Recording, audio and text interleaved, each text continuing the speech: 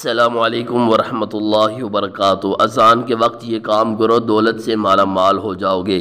اکثر لوگ یہ راز نہیں جانتے۔ معزز ناظرین، یہ جاننے کے لیے پہلے یہ جان لیجئے اذان پڑھنا بہت بڑے اجر و ثواب کا کام ہے۔ جس علاقے میں اذان ہو پتہ چل جاتا ہے کہ وہاں مسلمان رہتے ہیں۔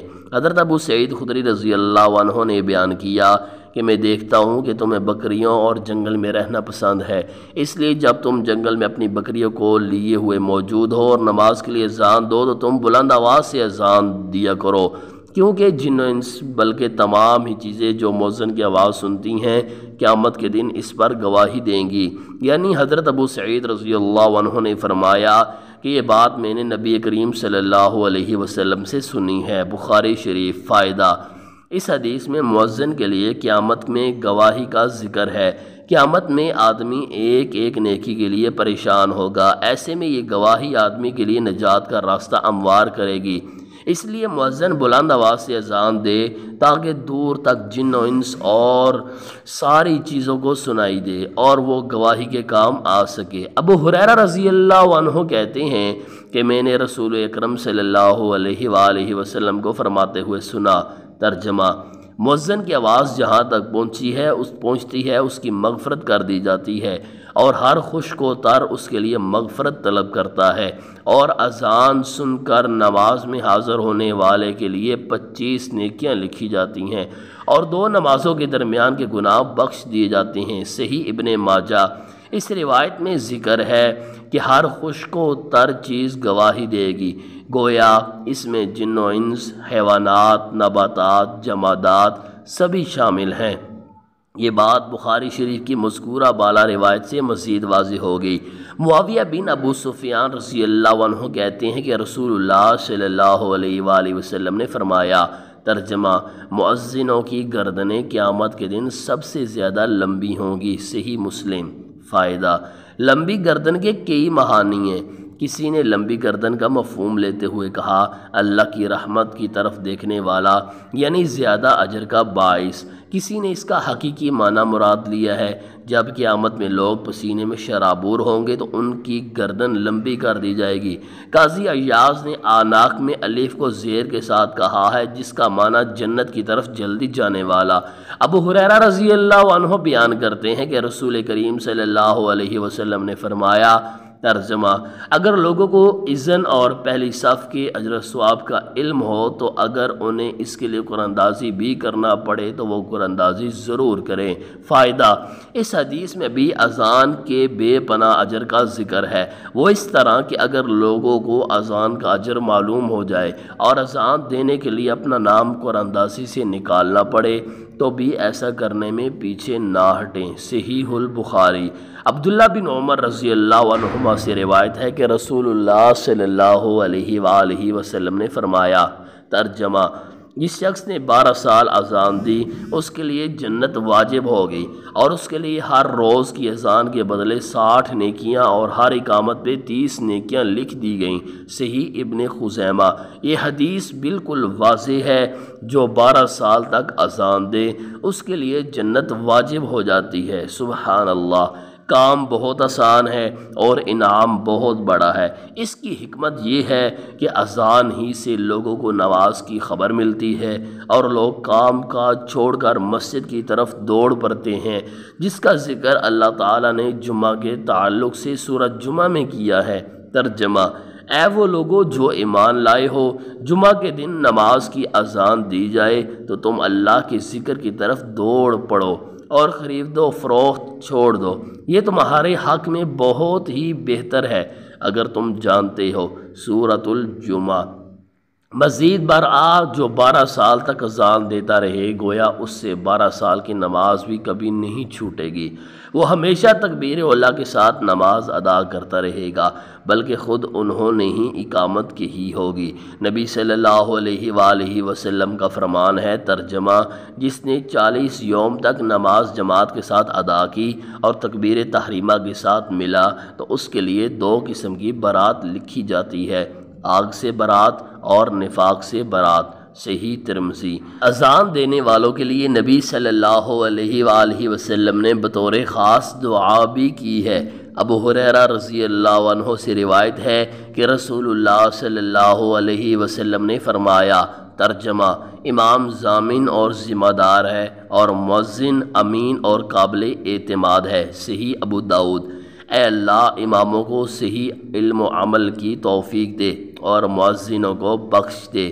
گویا مؤذن کو اذان کی برکت سے بہت ساری نیکیاں کرنے کا موقع ملتا ہے۔ نماز کے وقت سے پہلے مسجد میں حاضر ہونا، مسجد کی صفائی وغیرہ کا اہتمام کرنا، اذان دے کر سنتوں کی ادائیگی، پھر نماز کے لیے انتظار کرنا، نماز بعد بھی سب سے آخر میں جانا، ایک نماز کے بعد دوسری نماز کا شدت سے انتظار کرنا، بعد جماعت نماز ادا کرنا وغیرہ، ان سب نیکیوں کے لیے مؤذن کو گناہوں سے مغفرت مل جاتی ہے۔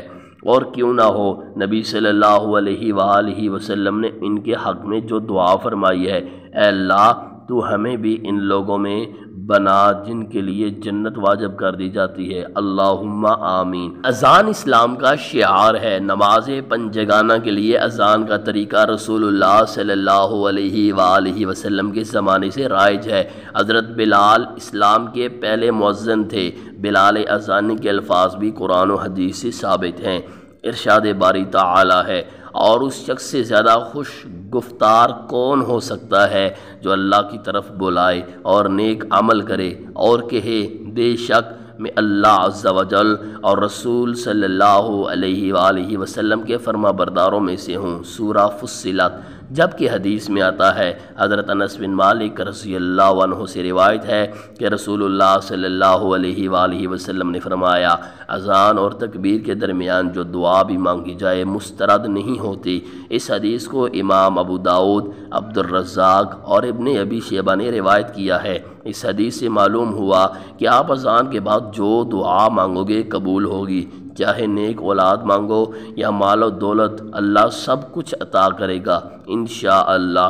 حضرت ابو سعید خدری رضی اللہ عنہ سے روایت ہے کہ رسول اللہ صلی اللہ علیہ وآلہ وسلم نے فرمایا، اگر لوگوں کو اذان کے ثواب کا علم ہو جائے تو وہ اس کی خاطر تلواروں کے ساتھ باہم برسرے پیکار ہو جائیں۔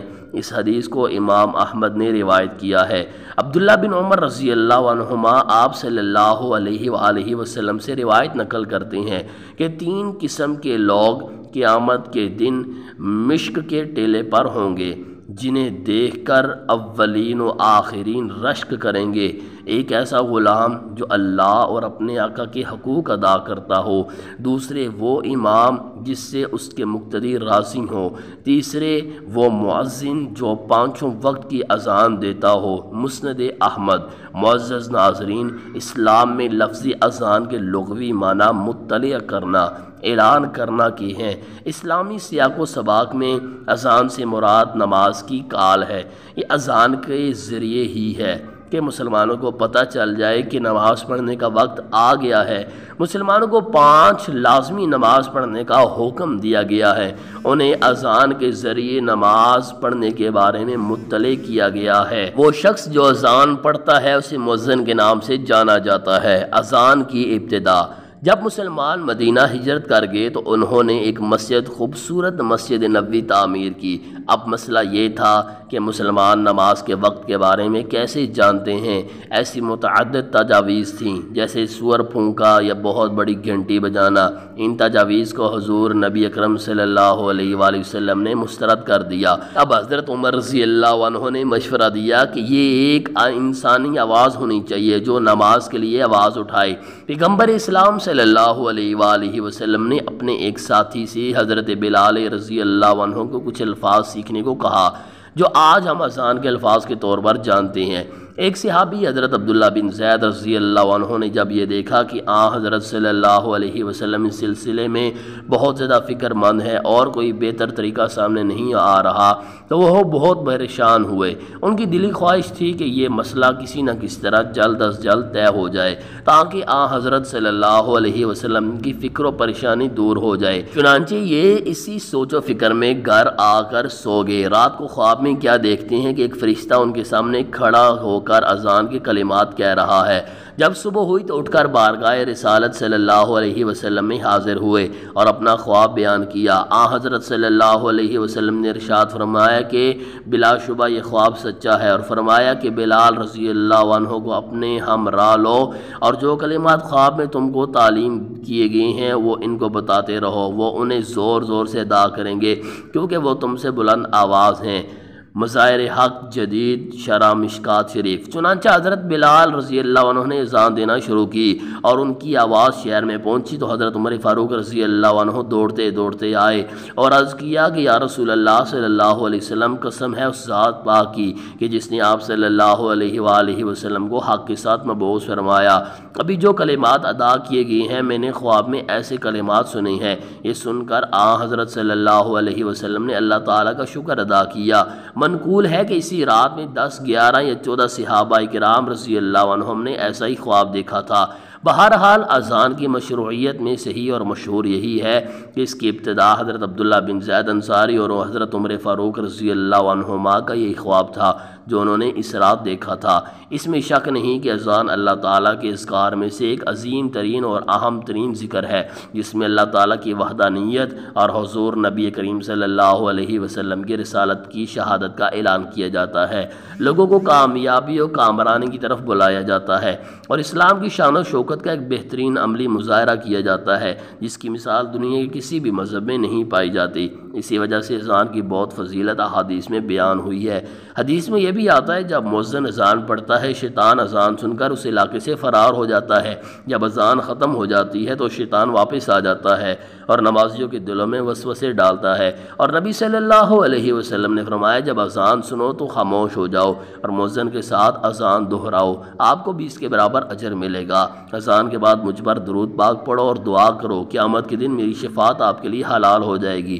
دعا ہے اللہ عمل کی توفیق عطا فرمائے، آمین۔ معزز ناظرین، ویڈیو اچھی لگی تو پلیز لائک کیجیے، مزید ایسی ویڈیوز دیکھنے کے لیے ہمارے چینل کو ضرور سبسکرائب کیجیے، ویڈیو کو صدقہ جاریہ کے طور پر آگے دوسروں کے ساتھ شیئر کیجیے۔